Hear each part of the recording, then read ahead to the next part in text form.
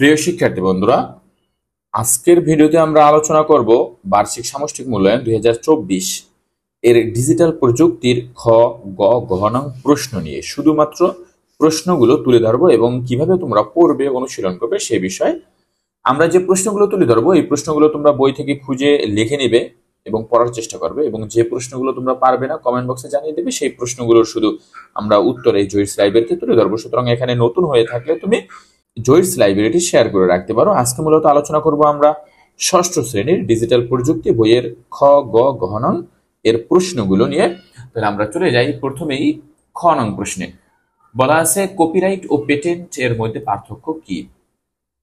বুদ্ধিভিত্তিক সম্পদ কাকে বলে? এটির উদাহরণ দাও। একটি অপটিক্যাল ফাইবার কি? একটি বৈশিষ্ট্য লিখো। কৃত্রিম উপগ্রহের দুইটি কাজ লিখো। সার্ভার কি? ফ্লো চার্ট বলতে কি বোঝায়? রাউডারের দুটি কাজ লিখো। কপিরাইট কাকে বলে? ব্যক্তিগত তথ্য কাকে বলে? এর একটি উদাহরণ দাও। তথ্য আদান প্রদানের দুটি ডিজিটাল প্ল্যাটফর্মের নাম লিখো, যেরকম ফেসবুক, হোয়াটসঅ্যাপ। এরপরে গ বিভাগ, এখানে তোমার 3টি প্রশ্নের উত্তর দিতে হবে, প্রতিটি প্রশ্নে 5 মার্ক। বন্যা দুর্গত এলাকার জন্য তুমি ত্রাণ বিতরণের উদ্যোগ নিতে চাও। ত্রাণ সংগ্রহের পরিকল্পনা, ব্যবস্থাপনা, ত্রাণ সংগ্রহ ও বিতরণের একটি নন ডিজিটাল নেটওয়ার্ক তৈরি করো। তথ্য আদান প্রদানের উদ্ভব হতে পারে এমন দুটি ঝুঁকির নাম লিখো। এসব ঝুঁকি থেকে পরিত্রাণের উপায় লিখো। তথ্য আদান প্রদানে উদ্ভব হতে পারে মানে তুমি একজনের কাছ থেকে অন্যজনের কাছে তথ্য পাঠাবা, সেক্ষেত্রে কি ধরনের ঝুঁকি তৈরি হতে পারে, এই ঝুঁকির প্রক্রিয়াটা লিখতে হবে। ডিজিটাল মাধ্যমে প্রেরক এবং প্রাপকের মধ্যে তথ্য আদান প্রদানের প্রক্রিয়াটি বর্ণনা করো।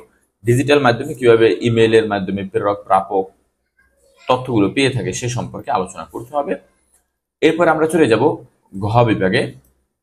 এখানে 7টি প্রশ্ন থাকবে, 5টি প্রশ্নের উত্তর দিতে হবে, প্রতিটি প্রশ্নে 8 মার্ক, তার মানে 5 8 40 মার্ক থাকবে ঘ নং বিভাগে।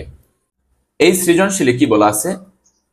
ববি অনেকদিন থেকে একটি কবিতার বই প্রকাশ করতে চায়। অনেক মেধা শ্রম দিয়ে অবশেষে তিনি হিমেল হাওয়া নামক একটি কবিতার বইয়ের পাণ্ডুলিপি তৈরি করেন। পরবর্তীতে পাণ্ডুলিপি সরকারের দফতরে জমা দিয়ে এটির নিবন্ধন গ্রহণ করেন। তিনি ভালো একজন প্রকাশকের মাধ্যমে এটি প্রকাশ করার চিন্তা করেছেন। সুমন নামে তার এক দূর সম্পর্কের আত্মীয় ববির বাড়িতে বেড়াতে আসে। সুমন গোপনে হিমেল হাওয়া বইটির পাণ্ডুলিপির এক কপি সংগ্রহ করে তার নিজ নামে প্রকাশ করে।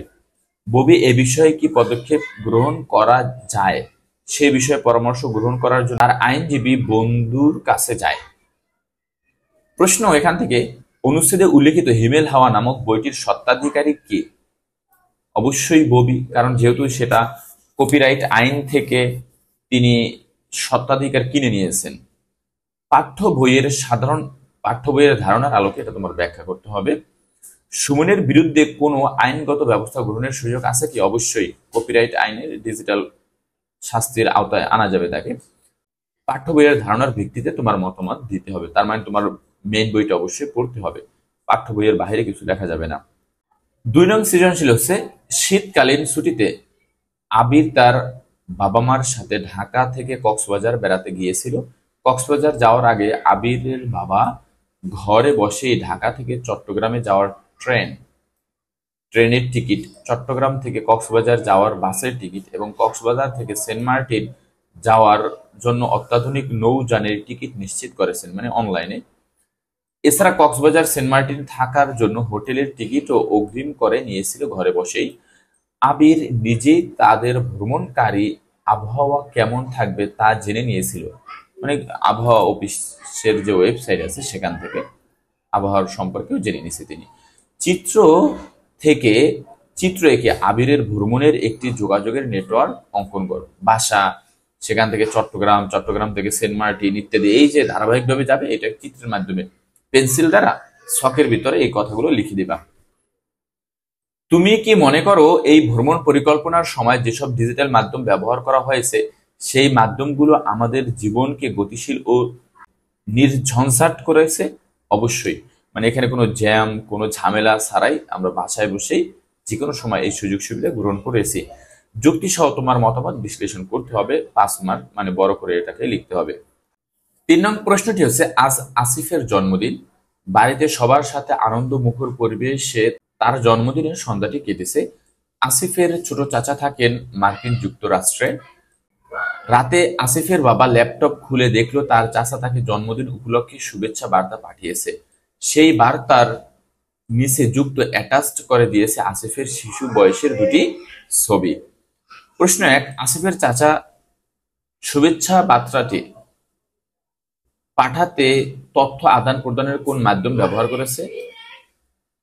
যোগাযোগ মাধ্যম বা ইমেইল হতে পারে সামাজিক যোগাযোগ মাধ্যম ফেসবুক হতে পারে। শুভেচ্ছা বার্তাটির প্রেরক থেকে প্রাপক পর্যন্ত পৌঁছাতে অনেকগুলো ধাপ পেরিয়ে এসেছে। উক্তিটি বিশ্লেষণ করো। তার চাচা লিখছে, সোশ্যাল মিডিয়ায় গেছে, তারপরে তার চাচা সোশ্যাল মিডিয়ায় প্রবেশ করছে, তারপরে সে এই তথ্যগুলো লিখছে আসিফের ঠিকানায়, এরপরে আসিফের বাবার ঠিকানায়, তারপরে আসিফের কাছে এই তথ্যটি এসে পৌঁছেছে। এই সম্পর্কে বিস্তারিত লিখতে হবে। তোমার বাসা থেকে চিড়িয়াখানা যাওয়ার সকল প্রকার ব্যবস্থা সম্পর্কে তোমার জানা আছে। তোমার মামাতো ভাই রথিন চিড়িয়াখানা দেখতে যাবে, কিন্তু তুমি সাথে যেতে পারছো না।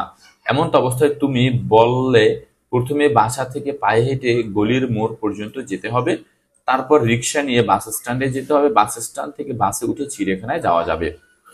অনুচ্ছেদে বর্ণিত তথ্যের আলোকে তোমার বাসা থেকে চিড়িয়াখানায় যাওয়ার একটি ফ্লো চার্ট, মানে এটা চিত্রভিত্তিক অঙ্কন করবো বলতে একটা ছক আঁকবা চতুর্ভুজ, সেই চতুর্ভুজের ভিতরে ঘটনাগুলো লিখে দিবে ধাপ টু ধাপ।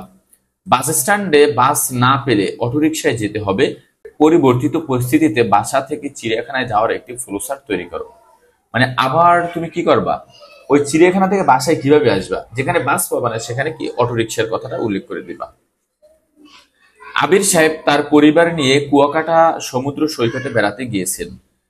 বিভিন্ন দর্শনীয় স্থানের স্মৃতি ধরে রাখতে তিনি স্থানীয় একজন পেশাদার চিত্রগ্রাহক বা ফটোগ্রাফার, যাকে আমরা বলি, ছবি তোলার দায়িত্ব প্রদান করেন। ফটোগ্রাফার তার ক্যামেরায় তোলা ছবিগুলো আবির সাহেবকে পেন ড্রাইভে দিয়ে যান। ছবিগুলো অত্যন্ত ভালো হয়েছে। পরের দিন আবির সাহেব দেখলেন উক্ত ফটোগ্রাফার সৈকতে লাগোয়া একটি দোকানের সামনে তাদের আবির সাহেব পরিবারের কিছু ছবি টানিয়ে রেখেছেন। মানে আবিরের ছবি আবার ওই ফটোগ্রাফারের দোকানে লাগাই রাখছে। ফটোগ্রাফারকে এ ধরনের কারণ জিজ্ঞাসা করলে ফটোগ্রাফার বললেন, ছবিগুলো খুবই সুন্দর হয়েছে, তাই অন্য পর্যটকদের আকৃষ্ট করতে ছবিগুলো এখানে রেখেছি। আবির সাহেবের ক্ষেত্রে তথ্য আদান প্রদানের কোন বিষয়টি লঙ্ঘিত হয়েছে? মানে এখানে অনুমতি নেওয়া হয়নি। আবির সাহেবের চিত্রগ্রাহক ও ফটোগ্রাফারের বিরুদ্ধে কোনো আইনগত ব্যবস্থা গ্রহণ করতে পারে? ডিজিটাল নিরাপত্তা আইন 2018 এর সংশ্লিষ্ট ধারা উল্লেখ করে মতামত দাও, যা তোমাদের বইয়ে উল্লেখ করা আছে। তার মানে অবশ্যই তোমাদের 2018 সালের ডিজিটাল নিরাপত্তা আইন এই বিষয়টি সম্পূর্ণ অনুশীলন করতে হবে। এভাবে ধারাবাহিকভাবে তোমরা সব প্রশ্নগুলো খুঁজে বই থেকে এখনই অনুশীলন করা শুরু করো এবং বার্ষিক পরীক্ষার প্রস্তুতি নাও। এরপরে যেগুলো পারবে না আমাকে কমেন্ট বক্সে জানিয়ে দিলে আমি সেই প্রশ্নগুলোর উত্তর তুলে ধরবো। তাহলে আজকের ভিডিও এখানেই শেষ করছি। পরবর্তী ভিডিওতে আবার তোমাদের সাথে কথা হবে।